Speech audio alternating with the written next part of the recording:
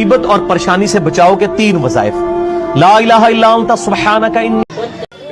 দয়া করে নিজের পাল্লায় কখনো অন্যকে মাপবেন না। দেখুন, আপনি জানেন বিড়াল থেকেও বাঘ বেশি ভয়ঙ্কর, কিন্তু ইঁদুরের বিবেচনায় বাঘের থেকেও বেড়াল বেশি ভয়ঙ্কর।